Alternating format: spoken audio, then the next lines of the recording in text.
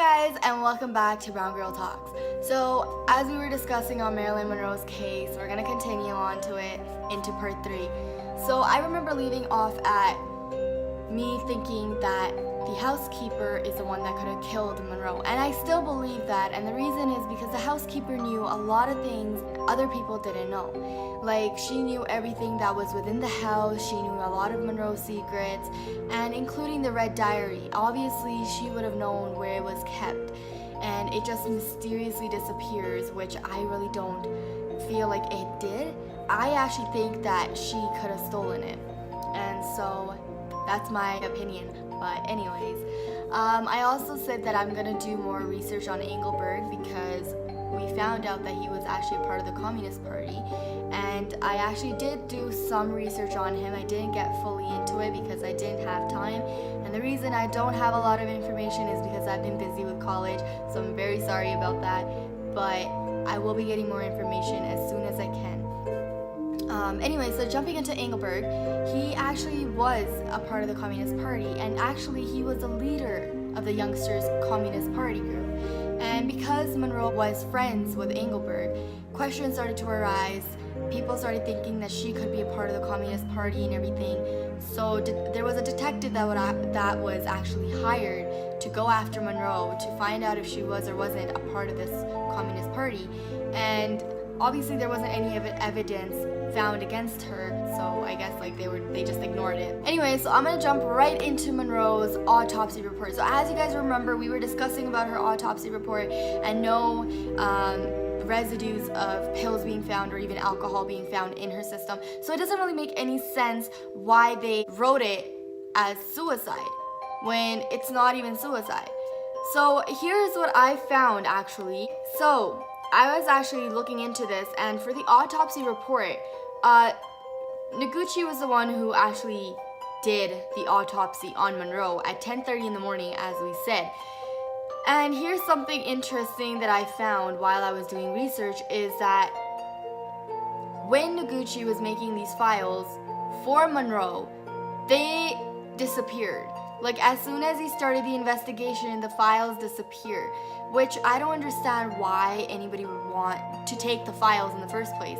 I mean, if it is suicide, as everybody has been saying, that it is probably suicide, then why are the files missing?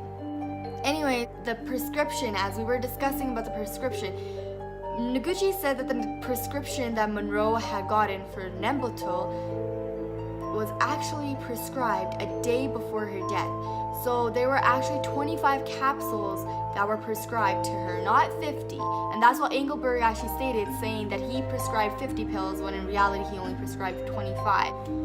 Okay, so anyways, Noguchi actually said that Engelberg stated that he actually injected Monroe on August 3rd, but when Noguchi was doing the autopsy report, he didn't find a single needle mark on her body.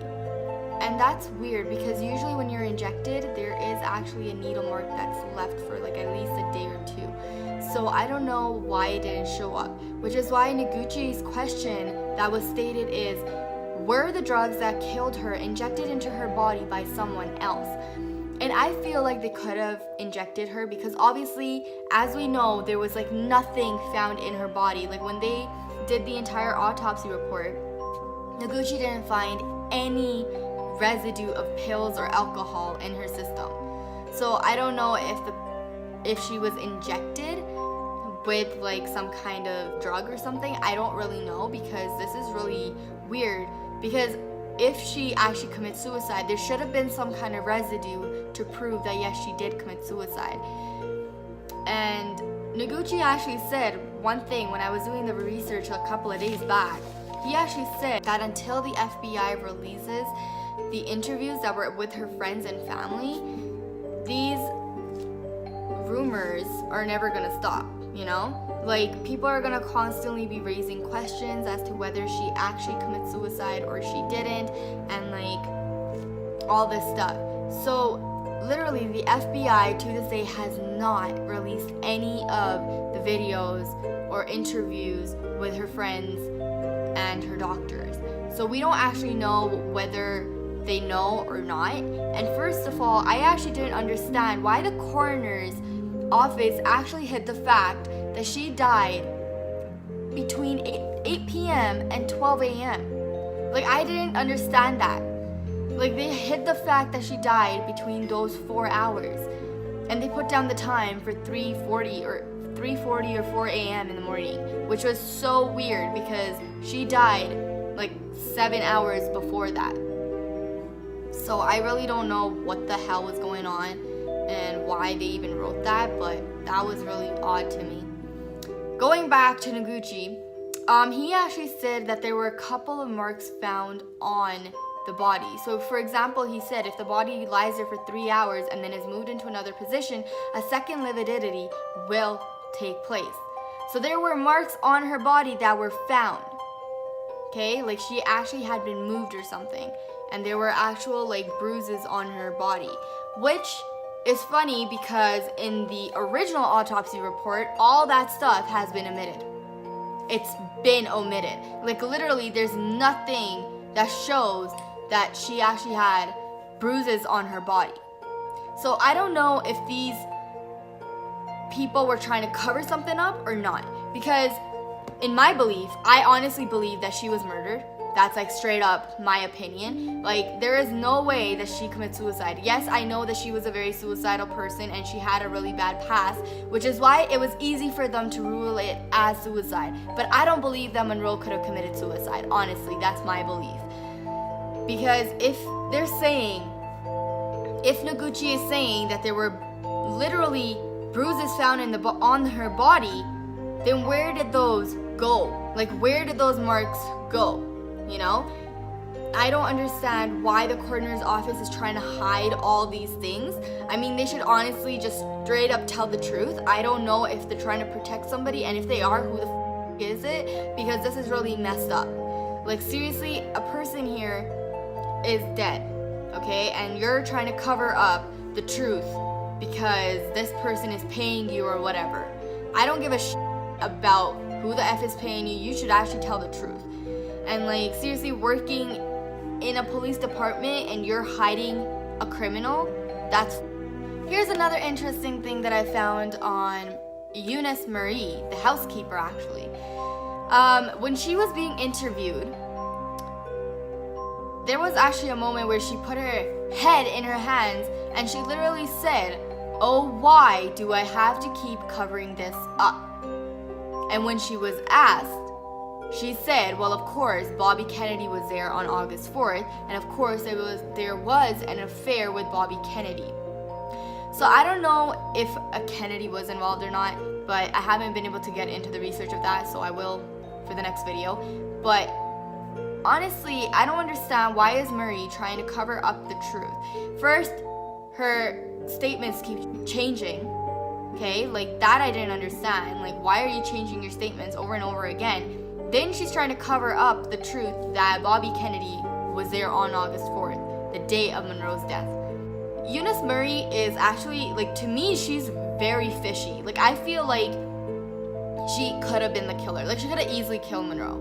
Okay, like she could have easily injected her, easily gotten away with it, obviously. I mean, first of all, who the fuck washes bed sheets at such a strange time? I mean, like, the person is dead and lying in bed and you're washing bed sheets at 3 in the morning. I seriously don't understand, Eunice, and I'm sorry that I'm swearing, but like, seriously, why would you be covering that kind of stuff up? Like, what is she trying to do? Who is she trying to cover up for? I seriously don't know that, but I really want to get to the bottom of this. It was pretty obvious to me that she was murdered. Well, because like when I started doing research, I was finding things that I don't think people knew, you know? Like I don't think that people know about a lot of the information, and they just think that she committed suicide. But the thing is, why would she commit suicide? That's my question. And another thing is that they said that she made an audio recording saying like, oh, like, I don't like my life, I want to die and all this stuff. And like, where are the records? I want proof, you know? There is no proof. There is no evidence against this stuff. So how the F are you saying that she commits suicide and she was actually in a suicidal mood. Sure, she had a really bad past and all, but that doesn't give you the right to claim that she actually commits suicide when it could have been clearly a murder. Seriously, like half the things in the autopsy report have been changed. Okay, the autopsy report went missing as soon as the case is starting to build up. Like how are files going missing, autopsy reports being changed, why is the time of her death being changed? You know, these questions start to arise. Like seriously, I honestly don't understand why the hell the coroner's office, first of all, I seriously don't understand why they changed the autopsy report saying that she committed suicide and that there were pills in her body when there weren't. Secondly, I don't understand why the hell like they changed the date of time. That, like the death time, I seriously don't understand why the F you would change that. Like seriously, the coroner's office, I feel like it had to have been somebody who had the power to be able to keep these people silent, and I feel like that could have been a Kennedy, because honestly, even DiMaggio, if you remember, I said that he knew who the killer was, and he thinks that it's a Kennedy for sure. Okay, like, I don't know why the hell the Kennedys are involved, but every time something comes up, it's a Kennedy, you know? So I feel like I'm gonna go with DiMaggio's theory and actually say that a Kennedy could have done this. But I seriously don't understand why the hell police are trying to hide this stuff. Like, honestly, if you guys know who the killer is, just straight up tell. You know, like you guys are supposed to be here to protect the society, to help the society, to be there to tell the truth and all this shit. But you guys don't do shit. You guys suck, to be honest. Like seriously. I'm sorry to say that, but it's the truth. Like you guys need to step up your game. Anyways, I'm sorry about that, but I'm gonna go back to talking about Noguchi's autopsy report. So Gradison was actually one of the people who was there with Noguchi helping him out with this stuff. And he said that he saw this form on the morning of August 5th. And there was actually bruises on her hip, and there were bruises on the back of her legs. So according to Gradison, this initial examination was part of a file that disappeared when the case began, as I said. Now, when Noguchi was asked about that bruise, he said that the bruise had never been fully examined. And like it can't be explained because we don't know exactly what kind of bruise it was. But he did say that it was a sign of violence. Now, obviously, if it's a sign of violence, that means that Monroe had a struggle and she tried to fight back, but she was murdered. And I honestly don't know why people are trying to cover it up and what the hell the coroner office is trying to say by, you know, telling people and the entire world that it's suicide when clearly I feel like it's murder. I mean, I honestly don't know. And I don't have enough information, so I can't really say much. But I can guarantee that this is not suicide. Seriously, I mean, if you look into most of the cases, even there was a recent Indian actress that died actually, and she was ruled as suicide too. I seriously don't know why people are trying to hide the truth. And like, even in her autopsy report, they said that there's no marks found on her body, there's nothing, you know, bad or anything that happened to her. But the thing is, she didn't commit suicide. I feel like, you know, once these female actresses have exceeded to a point of limitation, they just get killed off. Because if they stop following rules or stop doing things that they should, they get killed off. And then they're ruled as suicide because their past history is so much into, you know, depression and all that kind of stuff. So it's easy for them to rule it as suicide. But I don't think that it is suicide. I feel like they are murdered, and that there needs to be a step, and there needs to be some kind of action taken towards this stuff. Like, honestly, I feel like the movie industries do this, you know, for more, first of all, for more fame, for more attention, and all that kind of stuff. I seriously don't know, but I honestly feel like there's no way that Monroe committed suicide.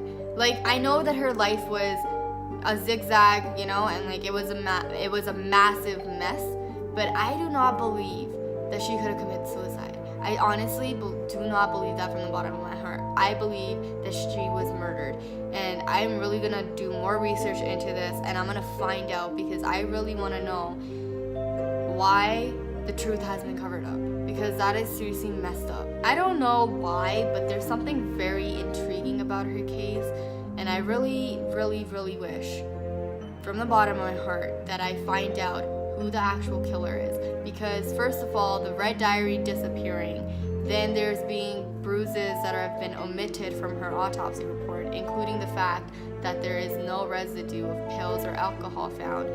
Then the timing of her death has been changed to 3:40 in the morning. Like, seriously, there's a lot of stuff that the coroner's office has omitted from the original reports. Like, the original reports say something else, and the files that they released to the public say something else.